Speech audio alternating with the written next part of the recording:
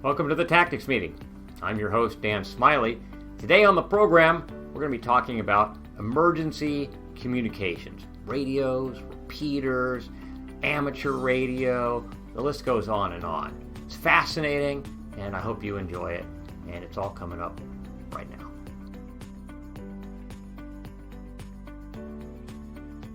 Today on the Tactics Meeting, we have Pete Pritchard. He is the regional manager for the response group in Alaska and the 101st Group Commander for the Military Auxiliary Radio Service. And he's here to talk to us about emergency radio communications. I've just recently begun to get into this. I'm now licensed at the technician level. My call sign is Kilo 7 Charlie Alpha Victor. In all the podcasts I've been watching about amateur radio, everybody introduces themselves with their call sign. So they do. And congratulations. I'm KL7IS, Kilo Lima 7 India Sierra. So that's great. Pete, welcome to the program. Hey, thanks. I've heard about it. And then when I got a call from you, I'm in great company. There have been some people have been very generous with their time and have come on board and lent their expertise to this kind of backyard project. And I'm super thrilled with how people have received it. And well, that's pretty cool. We go way back. I mean, remember sitting on a couple old aluminum boats in the Puget Sound there when we were working for co-ops and talking about big things, and here we are. Here we are, like 20 years later, still doing the thing and discovering new things all the time. You know, I've talked on radios my entire career, but somebody handed me a radio and told me what channel we were working on, and it just worked. And the back end of how radio works, what it takes to get an FCC license, the different sections of spectrum that get allocated for different purposes, how the repeaters are set up. All of this was new to me, but we started down this road. Kudos to Dan Nutt, who is the current president of the Washington State Maritime Cooperative Board, who said, you know, we need a little more resilience. We're sitting in an earthquake-prone zone, and we just needs a little bit more backup. And so that's how this snowball got pushed off the top of the mountain, and it's getting big as it rolls down. And so I was super excited to find out about your involvement in amateur radio and communications, because I really didn't know that you were so involved. Let's start with Mars. What is the Military Auxiliary Radio Service, and how did you get to be involved with that organization? So, I mean, let me first start by saying I can't believe you didn't know I was into radio, because you opened that can and I can't stop talking about it. I think a lot of people are like that, right? So, yeah, I think we're going to touch on a lot of different things. So in my day job is of course the response group, emergency management, and all things including requiring and requesting good communications. And just like you, I mean, I was in the Coast Guard. They handed me a radio and it worked. And we expected things to work, and they did. But now we're looking at the back end and the nuts and bolts of it all, right? Which is pretty fun. So I'm also a volunteer, because no Mars members are paid, but Mars is the Military Auxiliary Radio Service. And back in the day, and this goes pretty far back, World War II, right around there, where Air Force, Navy, and the Army had their own sections of Mars. And it became a morale service, where if you had the radio men 24/7 sitting at a desk on radios and they had downtime, then they could pass personal messages. And not only pass personal messages, but then make phone patches. And so using the high frequency radio systems, be able to connect to a phone system. Back in the old days, we called it POTS, right? The plain old telephone service, and be able to, wherever a plane was, a boat was, or a foreign serving person, connect them to their loved ones and, hear their baby being born, or say hi to their mom and dad, or, things like that. Well, and it became hugely popular during the Vietnam War. And, there's just no one then, of course, in the nowadays have, we have cell phones, we have email and internet. None of that existed. And so you had poor Muldoons in the field who, this was a way to be able to connect to wife, family, kids, loved ones. I actually made a call. I had no idea it was Mars, but when I was on the Coast Guard Cutter Midget, bouncing around in the Bering Sea, I remember going down. It was actually to the gunner's shack, and somebody here had they were doing phone patches, and I did. That must have been part of Mars. Yep, and I didn't realize it, but I probably talked to the family 3 or 4 times over the course of a 90-day deployment, because we had a Mars operator who I actually think in his day job was a gunner's mate, running phone patches at night. Yeah, and back then, and believe it or not, folks, I was on the midget as well, post-ram. So, Dan and I have we've been around the block, and now that midget, that version of midget is gone. But probably it was in the gunner shack because radio was a secure space. And so people coming and going, they just fed, a couple wires up to a different space to be able to have people talk. But Mars has been repurposed because now everyone, not everyone, but they're quite ubiquitous, cell phones and email, being able to talk and chat and do Zoom with the family and everything like that. So Army Mars and Air Force Mars, Navy Mars actually was disbanded. I think 2009, I think Navy disbanded theirs. But they're starting to rethink that because everything digital is suspect. And so the military is starting to think high frequency radio again after a long hiatus. So there's the repurposing, is that we've been reformed into what generally are the federal regions of the country. And so my wing 10 is region 10. And then my group is the state of Alaska. And how much of your time does operating with Mars take up?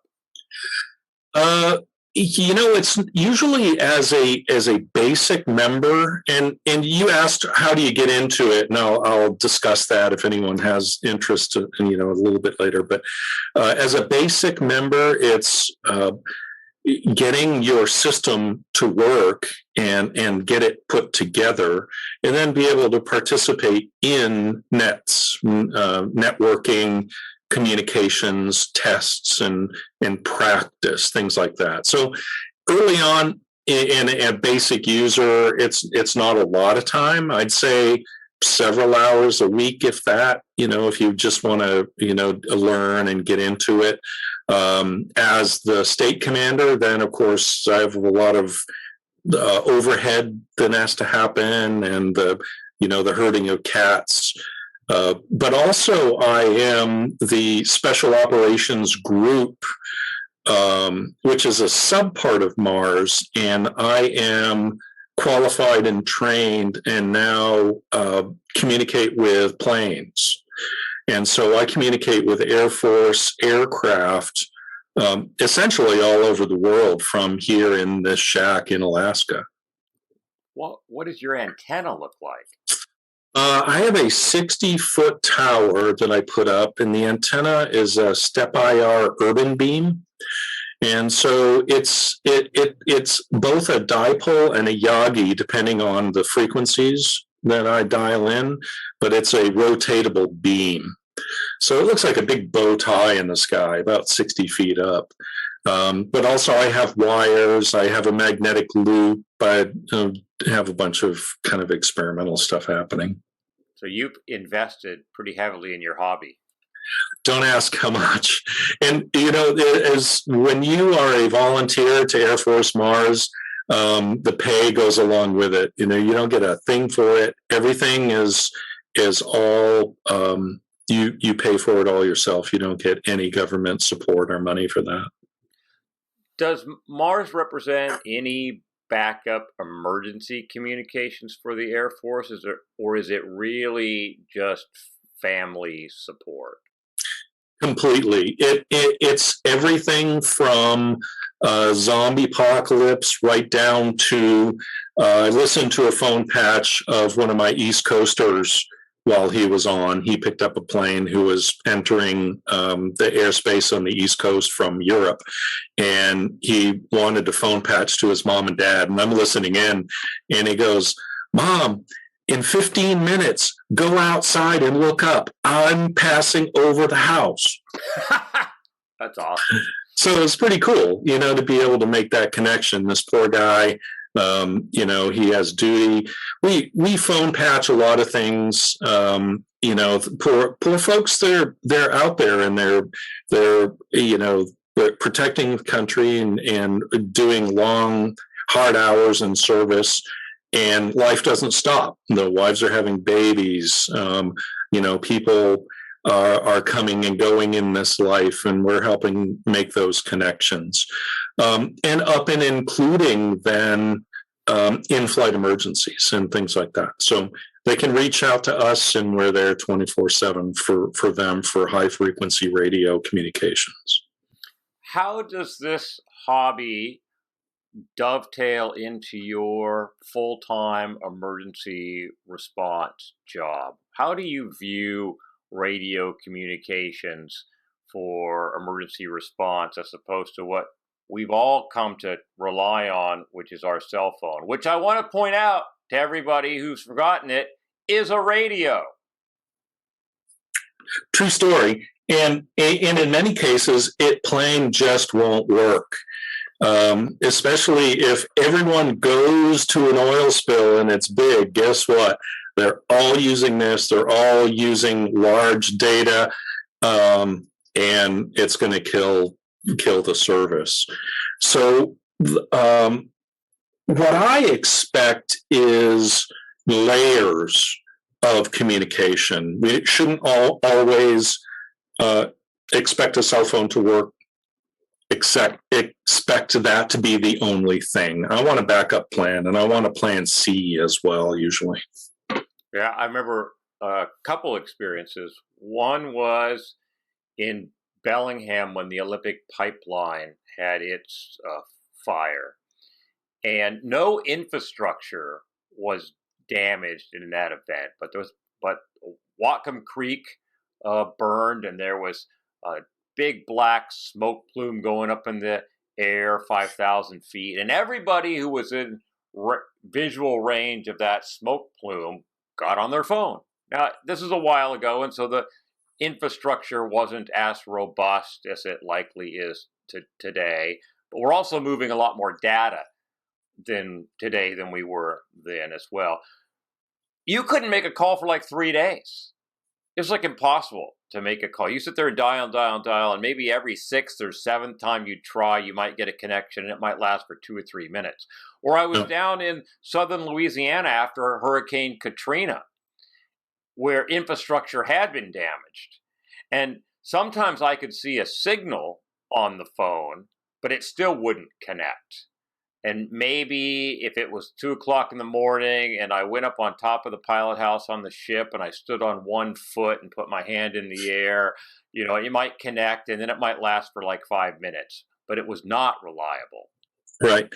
Well, and like you said, a cell phone is a radio, just like handheld radios that, we think of, but size matters, right? The taller you are, the better you're going to reach out. And so not only and cell phones are very, very high frequency data where the other frequency radio system seems to work a little bit better and are more robust. And then you can truncate a lot of the usage too, so they will just work. That said, there's a system within the government. I don't mean to rub this in, but it's called a GETS card. And it's an emergency card issued to, I happen to have one where it'll actually bump people off a cell tower in order to make an official call. So, if something happens in the state, and it's, here, I'm not worried about zombies. I'm not worried about missile EMP necessarily. I am worried about earthquakes. I'm worried about a direct solar flare. The volcano eruption, things like that. Natural, we live on the Pacific Rim. It's natural disaster prone. And so there's a process, if the cell phones are up and running, that you can bump people off in order to make official calls. Yeah, I had a GETS card when I was at Clean Sound and MSRC, and I actually, the executive director of WSMIC is working through the process to get the Washington State Maritime Cooperative into the GETS program. We haven't been up to now, but we will be within the next month or two. Cool. And you're right. We're sitting here with the Cascadia Fault just off of the coast of Washington, Oregon. That earthquake, that fault slips about every 300 years, and it's something like 150 years overdue. And it's estimated when it goes, it'll be between a 9.2 and a 9.4 on the Richter scale, and that it's going to basically destroy infrastructure in Washington State west of I-5. A combination of the earthquake itself plus the follow-on tsunami. Coastal regions like Coos Bay, Reedsport, Grays Harbor, these areas, Willapa Bay, they are going to be disaster zones from the tsunami. And you can see down at Shore Acres in Oregon where the pieces of the plates are actually sticking out of the shoreline like teeth from the last earthquake. And it's a big thing. But then there's also the fault running up Admiralty Inlet. There's a fault running underneath Seattle. So yes, zombies are an issue. We could all have our baseball bat with the nails sticking out of it for the zombies. But I would glue that vase down behind you. Oh, yeah. That would be a good idea. Yeah. So that said, in part of the conversation, we're talking going into high frequency radio communications. That's what Mars does. But your question is, how does this translate into my day job, and what do I expect during spill response? Well, yes, everyone still does use a smartphone. Remember back in the day, you showed up at an oil spill, they would take your smartphone away from you. They said, no, because you can take a picture, because you can get on, Facebook and do whatever. Now, it's actually required to have, because it becomes a badge scanning device. You're in the field and you're doing dictation to your 214A personal log, things like that. But line of sight VHF and UHF handheld communication works great. And think of it this way, that every incident starts local, every incident starts small. And handheld communication works, line of sight, point to point. And then if you have a repeater system that's a little bit higher, it extends the range of that network. That works pretty well. Yeah, WSMIC has embarked on getting a FCC radio license. It's pending before the FCC right now. We're getting licensed for 454 megahertz and 459 megahertz, which are the frequencies that Marine Spill Response Corporation's repeaters operate on here in the Puget Sound. So they've got a repeater on Buck Mountain, repeater on Constitution, and a repeater out by Nia Bay at Bohicas Peak. But to extend that, the WCMRC in Canada also has repeaters, and they're working on the same frequencies as well. And these repeaters are going digital this year. Bohica's Peak already is, and Constitution and Buck Mountain will be before the end of calendar year 2022. And so we'll be able to have two options when using those repeaters. We'll be able to key the repeater locally, so it'll just retransmit out that repeater, or you'll be able to key that repeater wide area, and it'll transmit every repeater all the way to Prince Rupert up by Ketchikan, right? Which is going to be great, even for WSMIC, because we have a mutual aid agreement with WCMRC for response in the Straits of Juan de Fuca. So being able to get on that network will be really important. And I think our contribution might be to add a repeater to that network out in Grays Harbor. So we'll put a repeater out there on the same frequencies. And then I'm looking at digital hotspots. Have you done anything with digital hotspots? Yeah, there are a few different things you can do with all that. There's an interesting system, and it's by Aredn, Aredn. It's an internet mesh system, and it's made for emergency communications. And so what it does is if the internet goes down, then this mesh network becomes an intranet, really. And it's Aredn, Aredn. That's kind of interesting. Have you done anything with it? Have you set up a network with it? I have 2 antennas right now. They aren't up yet. So what you have to do is and I have a 2.4 and a 5, so I have a couple different frequencies. They're still at the gigahertz level, but what you have to do is actually flash the commercial software off it in order to get the new stuff in it. And in radio is 1,000 hobbies, and so I haven't quite gotten to that yet. And I've got a Raspberry Pi sitting over on a shelf, and I'm intending to try to turn it into a hotspot. And of course, I've had it sitting there for a month and haven't touched it yet. But yeah, and they say that radio is the hobby of 1,000 hobbies, and you've got to really pick something. Otherwise, if you're broad spectrum trying to learn everything about radio, there's no way, because you really do have to deep dive, and you have to take things apart and fix them, and you have to understand the frequencies and the allocations, and so you really have to sort of focus. And my focus has been emergency communications based on my background. So in addition to Mars, there are 2 other different emergency radio groups within amateur radio, right? We have ARES, yep, and we have RACES. Can you talk about a little about both of those? Yeah, so it's layers the onion, really. Is you have basic single users, and they're ham radio operators. It's FCC licensed. There are 3 levels of licensing you go through in order to get more capability based on bandwidth. So you've entered as a technician. I'm a general, and then the highest level is called extra, amateur extra. A lot of theory in that one. I'm studying for that one. But what those do then is give you more transmitting capability. And so as you learn in the intro through technician and through then the general, which gives you a lot more high frequency. Technician is pretty much 2 meter and 70 centimeter, right? So, handheld stuff, the type of frequencies you're talking about.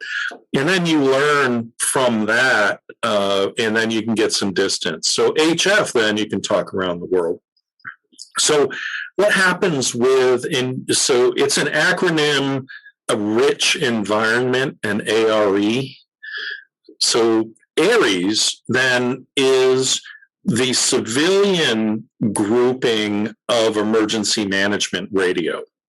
and it's administered through the ARRL, the Amateur Radio Relay League, and that's what ARES is. And so, based on people who want to learn about emergency communications, use their radio setup for the eventuality of any emergency, then they can learn how to do that.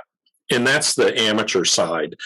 RACES then is the government organization of emergency radio service. And so it's your emergency operations centers, your sheriff's departments, things like that. That's RACES, but it's local government stuff. There's another organization that you didn't mention, and it's called SHARES.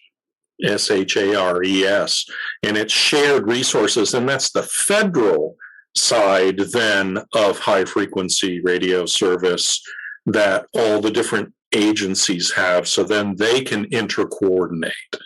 I won't even make jokes about the government and how we swear they can't talk to each other, but there is a program, and we do. And then Mars is by being a member of Mars, I'm a member of SHARES. So the federal government then is together, and then the local governments through the state and the county generally are RACES, and then ARES, that's the civilian side. So I see ARES listed as a resource in the Northwest Area Contingency Plan. It's listed in the communications manual, section 9501. I have never seen amateur radio folks at an oil spill exercise or at an oil spill. I've never seen it happen. Have you seen it happen?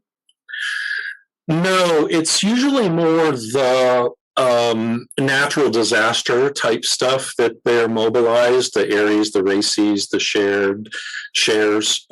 At oil spills, it's usually they're professionals from the responsible party. It's a program and it's a process already set together. You already have the frequencies. You already have a radio bank that you drive over. I've seen EOCs manned by volunteers, but not in the field. Yeah, Washington State does have a whole area of the Emergency Operations Center at Camp Murray that's set aside for ARES folks, and they do go in and man it.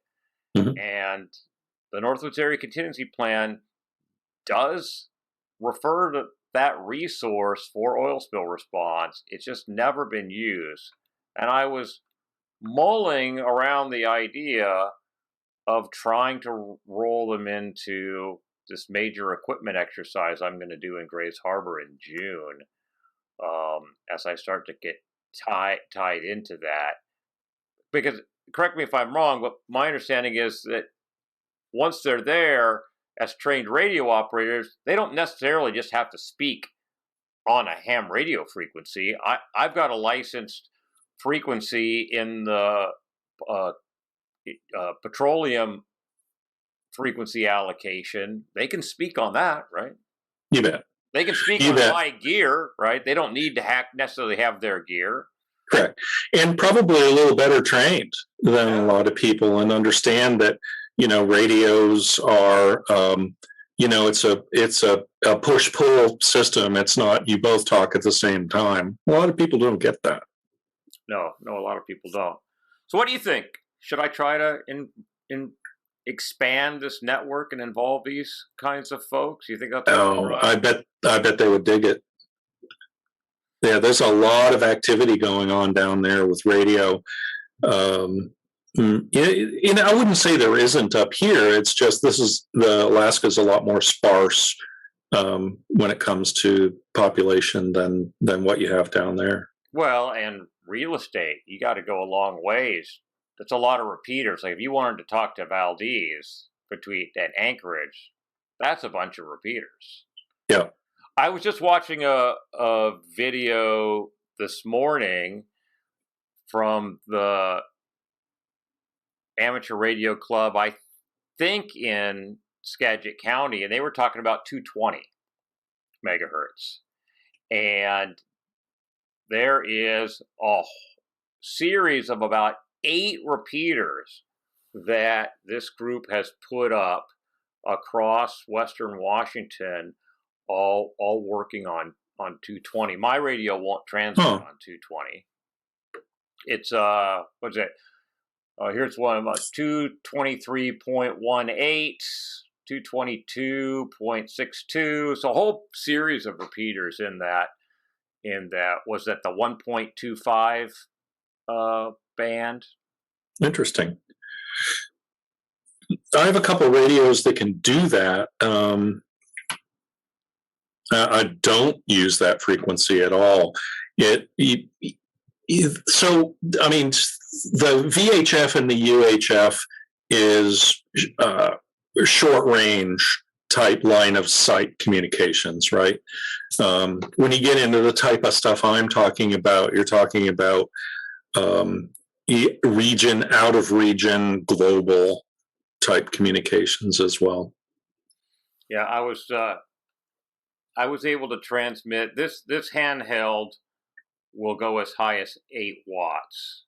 And for those of you who have their cell phone in their pocket, correct me if I'm wrong, but that's about 0.4 watts on average. Although I remember my first bag cell phone, it looked like a day planner, and it had an actual telephone handset, and you just tip the antenna up. That radio was a Motorola. That radio transmitted at 5 watts. And I remember I'd be out on the ship I was sailing, coastal freighters at the time, and I could make a call going into Kodiak from about 100 miles out with that cell phone. You can't do that today with the low. No, well, if you're near water, that's a great ground plane, and you can get a lot more distance with whatever radio system you're using if you're near water. It's interesting. When you get into high frequency radio systems, generally the radios off the shelf are 100 watts. And then with amplifiers, my amplifier will boost that to 1800 watts. That's the sort of stuff that I'm pushing. And what does the FCC allow? How high can you go? 1,500 in the United States. Okay. But as a Mars exemption, because Mars frequencies are off the ham bands, where I'm off the fringes, you don't even know what those frequencies are. They're not within the amateur band, and that we have exemptions, and we can go, as much as you want, 2,000, 3,000 if you want. Wow. What bandwidth are you pushing? Is it 12.5? Is it? It's narrow. Narrow. Okay. Yeah. So interesting. So I was able yesterday. I was testing my ability to key a repeater in the Puget Sound area, and I was able to do about 70 miles just at sea level off the freeway with handheld pushing 8 watts. That's super good. And that's a measure of where the repeater is. The repeater is a net, right? And so it's catching these frequencies, and the higher you can put it up, the further away these users could be from it. Yeah, this particular repeater on Buck Mountain, I think, is at 3,500 feet. So it's got that's not bad. Good height of eye. I was actually thinking there's a hilltop over here. You have to go up a logging road to get to it, but that's at about 3,500 feet, not that far from where I'm at in Vancouver, Washington. I was thinking of driving up there and seeing if at that height of eye, the handheld could still hit that repeater. It'd be about 150 miles. Yeah. But I am curious. Yeah, I don't know if that amount of power would go that far. It would be fun to see. And radio is interesting because today it may work, tomorrow it may not, and the next day it may again. It is all based on conditions. Now, line of sight is a little bit more forgiving. You generally, if it's going to work, it's going to work because you have that line of sight. But when you're talking high frequency radio, you're talking the conditions of the ionosphere, and that there are so many variables. primarily that of the sun. The activity of the sun exciting the ionosphere makes a world of difference for radio. What would be your recommendation for outside of emergency response, just the average citizen? Should everybody have a radio? Should we all learn how to use radios? Or is the average person just fine with their cell phone? It is interesting. I think that I'd love to see more people involved in radio. I think that the hobby would grow, that it would push development of new things. But yeah, I think a lot of people they're playing fine with their smarty pants phone and their internet at home, and they're good with that. But the people who are planning for the zombie apocalypse, they go buy their $25 Bofang radio off of Amazon. Yeah, one right here. And stick it in their bag. I mean, it's one thing to be able to transmit. It's another thing to know which frequency you're on and who you're going to talk to. Yeah, it's interesting you mentioned that because, and I didn't know if we were going to go there, but you go to preppers pages, and I'm sort of an outside observer to that sort of thing, but they have a band plan called 333, I think it's called, and it that it is if everything goes to hell in a handbasket, and you had this sort of radio, what frequency you're going to be on. When do you actually listen and call to see if anyone else is out there? And, it's kind of an interesting band plan. And so a lot of the prepper folks have that into their $25 Bofangs. I will say that anyone can buy and own radios and listen at will. That's not against the law at all. When you push that button, that's where the license kicks in. And so when you choose to transmit, then you actually should and need to be licensed. Otherwise, you can get in quite a bit of trouble. I was thinking of getting an HF rig to listen and get it set up and get an antenna and then have it all poised for the day that I pass my general license test. I think that'd be great. I did. And that really it's an impetus to get you to study, to think about, hey, what is it that I'll be able to do when I actually get there? And it's a lot of fun. And radio is all about listening anyway. Every pro, it isn't all about just getting on and, hammer down and just rag chew over on and on and on. It's listening. And that's what they teach you is listen, listen, listen. So I just discovered this thing the other day called software-defined radio. Is that what it is? Defined It radio? is. Yep, SDR. SDR. Looks super fascinating. Have you done anything with it? And so for those... so there's one right there. See that screen? Yes, I see it. So what that is, and that's slaving off of that radio right there. So it is a software-defined radio. And so in essence, back in the day, and still today, I still have a Drake system here, which is tubes, no transistors at all. Oh, you're going to be able to use it after the EMP. I will. Okay. I will. Yeah, a lot of the Mars guys have we call them legacy radios, or others call them boat anchors.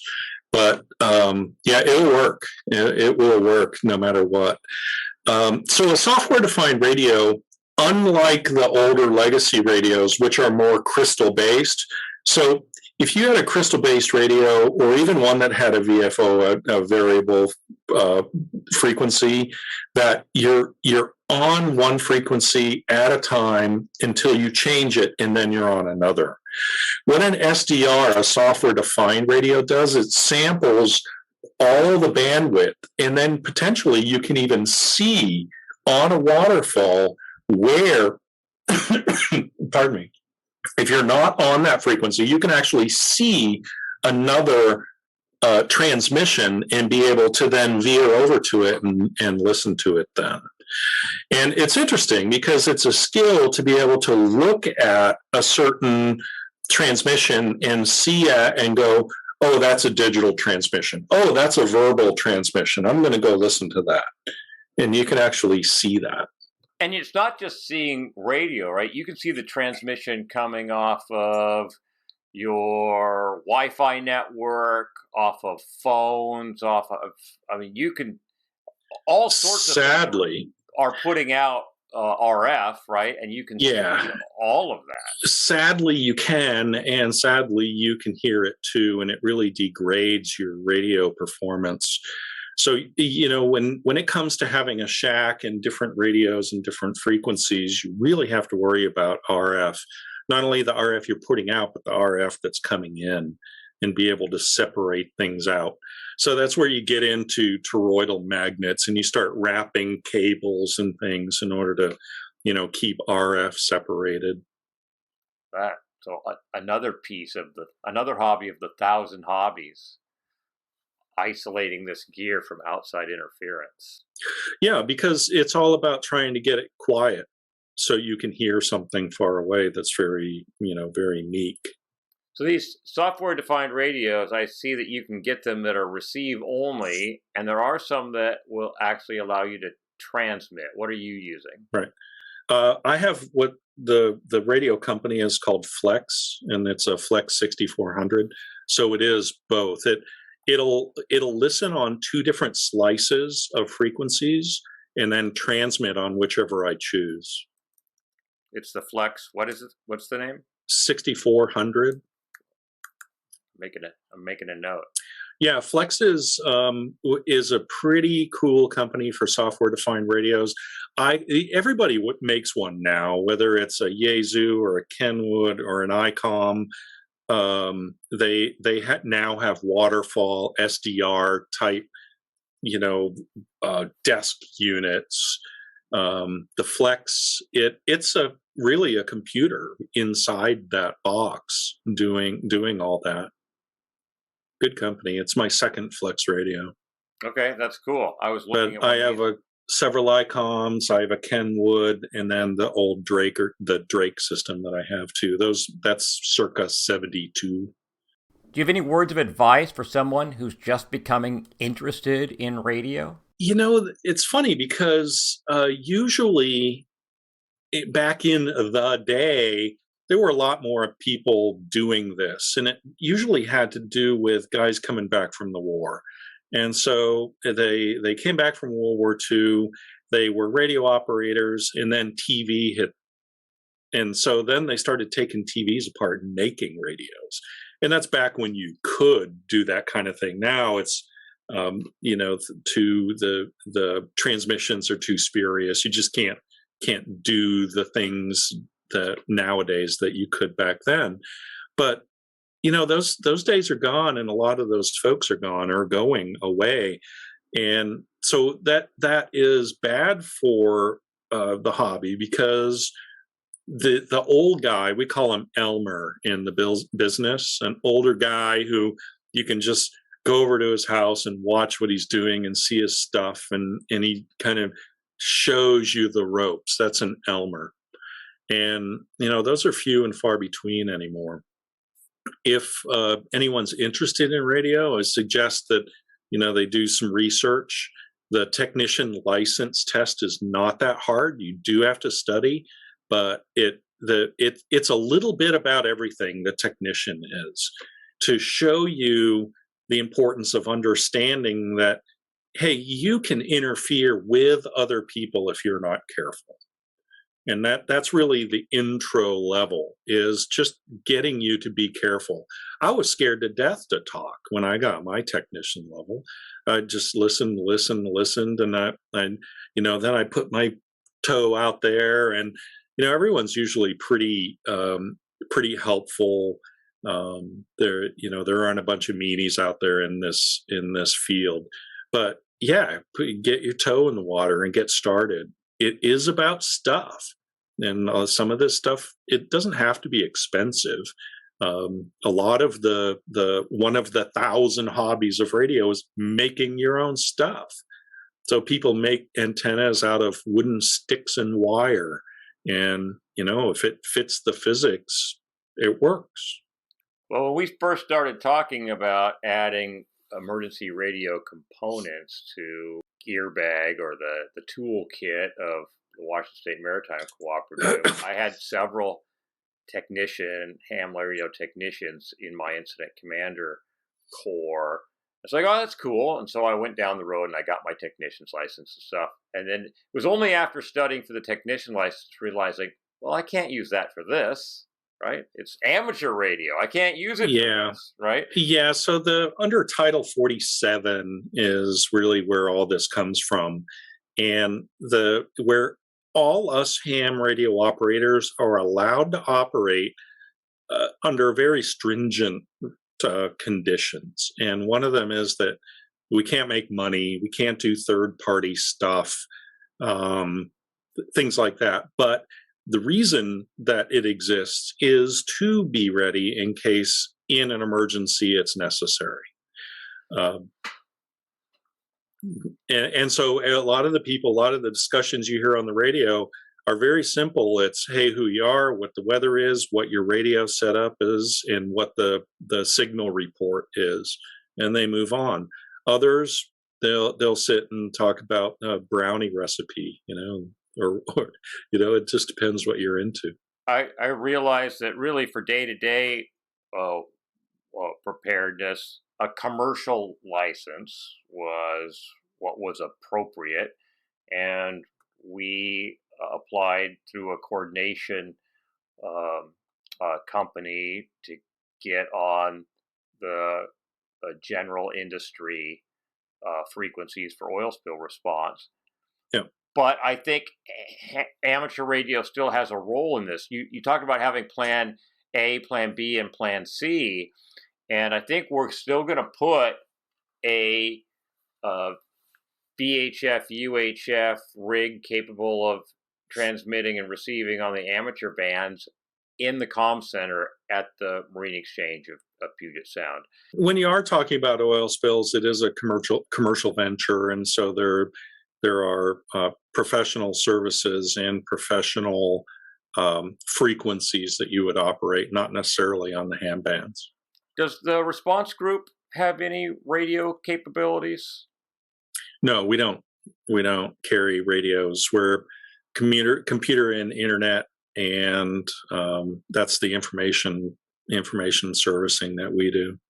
Yeah, we rely on Marine Spill Response Corporation to provide internet connectivity in the field and radios, and they spend a lot of time, energy, and money to make sure that system is appropriate. The gap I was trying to fill, a certain way down the road, hour 4, hour 5, they'll hand me a radio that I can use. So I don't even need my own. I don't even need the license. But it's that initial piece where, hey, something's happened and my cell phone doesn't work, and I need to connect with people to get that ball rolling. That's the gap I'm trying to fill.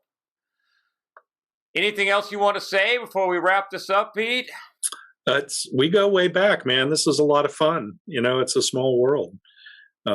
Just try communicating, across it when the conditions are bad, and you just discover it's a pretty big place. A big place indeed. Pete, thanks so much for taking the time to come on the program. Thanks for having me. Hi, everyone. Well, thank you for joining us for this episode of the Tactics Meeting. I hope you enjoyed the program. Maybe it will inspire you to go get your ham radio license, technician or general license. Get a radio. Develop a communications plan for you and your family, or expand your response organization's capabilities beyond the use of cell phones. If you liked the program, go to Amazon or Apple and give us a like. And if you've got an idea for the program, you've got a guest that you'd like to hear from, you want to be a guest yourself, you can email me. The email address is podcast@thetacticsmeeting.online. Take care, be safe.